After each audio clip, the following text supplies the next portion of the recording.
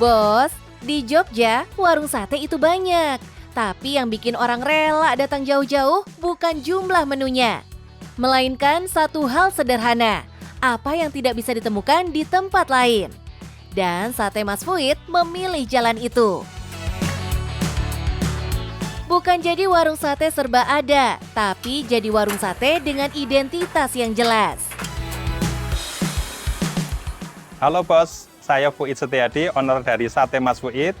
Di sini kami menjual berbagai menu dari masakan kambing. Salah satunya kempol bakar yang bestseller di sini.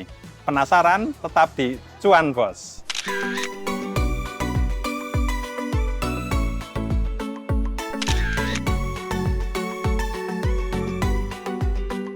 Bos, Fuid Setiadi bukan datang dari dapur profesional. Basisnya bukan koki, tapi orang yang belajar dari proses.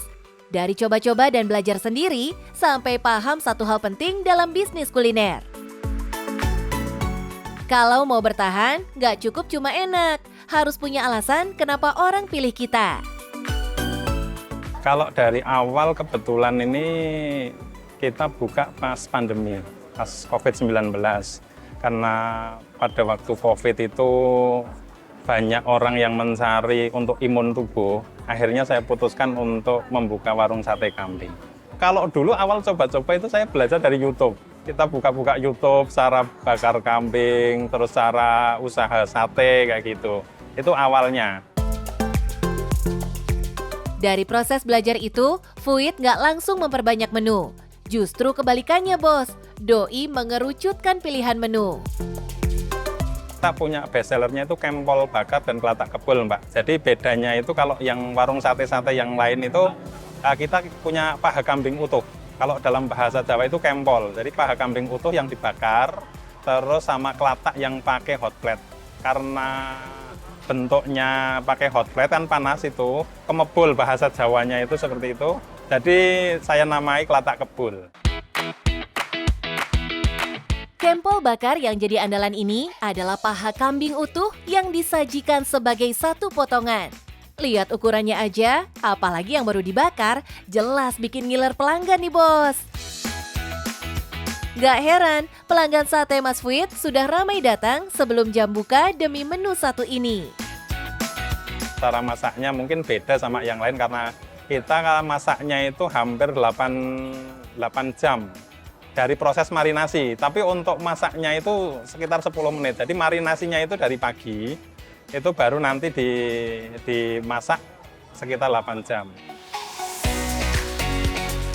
Bos, dalam mengolah daging kambing, durasi merendam bahan dengan bumbu alias marinasi itu sangatlah penting. Proses marinasi yang lama bikin serat daging kambing lebih lunak, rempah meresap sampai ke dalam, dan aroma perengus bisa hilang. Kalau kambing kita itu biasanya pakai yang umur 4-7 bulan, rata-rata 4-7 bulan. Jadi saya bermitra dengan peternak-peternak lokal, itu yang pemotong-pemotong itu nanti saya ambil. Dan tambah itu dari pemotong punya saya sendiri, ternak saya sendiri. Bos Fuid main aman di hulu, baik dari hasil ternak sendiri dan juga kerjasama dengan peternak lokal. Dengan begini, pasokan dapat dikontrol, umur kambing yang diinginkan pun terjaga. Oh iya bos, Fuid tidak berlomba jadi warung serba ada. Doi nggak ikut-ikut jual ayam, bebek, atau menu musiman. Strateginya jelas, kalau orang lagi pengen menyantap olahan kambing, nama usahanya lah yang pertama di pikiran warga Jogja dan wisatawan alias jadi top of mind. Mungkin karena kita beda dengan yang lain ya Mbak, karena yang lain kan jarang yang ada kempol bakarnya. Nah kebetulan kami ada kempol bakar ya, mungkin itu yang dituju semua orang untuk mencicipi kempol bakar. Saya pengen fokus hanya 2 menu itu saja, biar enggak bercabang pemikirannya. Jadi saya fokus untuk ke kambing dan kelinci saja. Dalam bisnis kuliner, semakin sedikit menu unggulan, semakin mudah orang mengingat. Kempol bakar jadi ikon, kelatak kebul jadi penguat.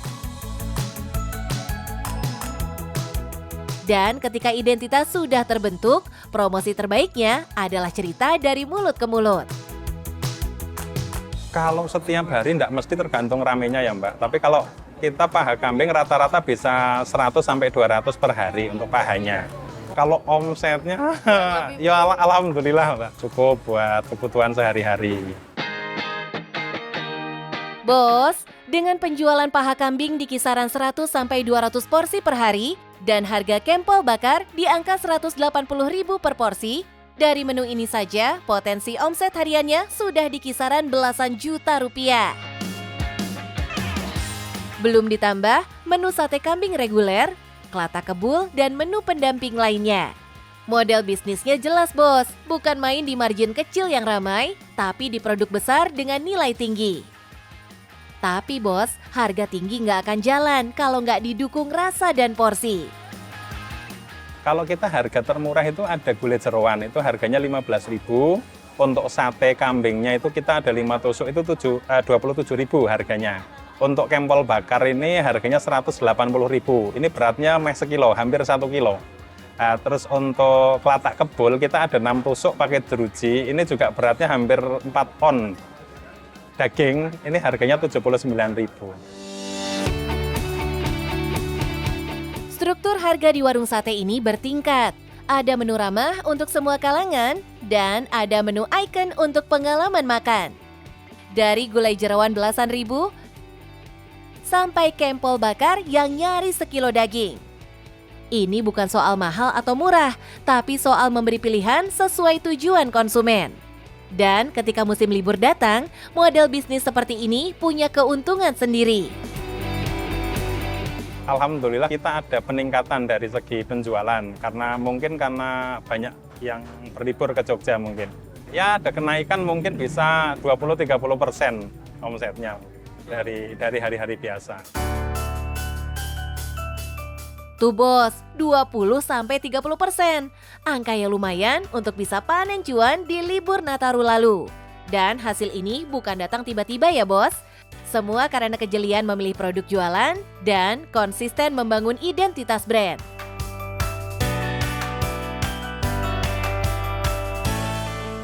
Nah bos, bagi yang mau mulai berbisnis, kami punya tips nih untuk usaha. Yang pertama sabar, yang kedua konsisten, yang ketiga selalu menjaga produk dan rasa. Yang keempat, yang paling penting cuan bos.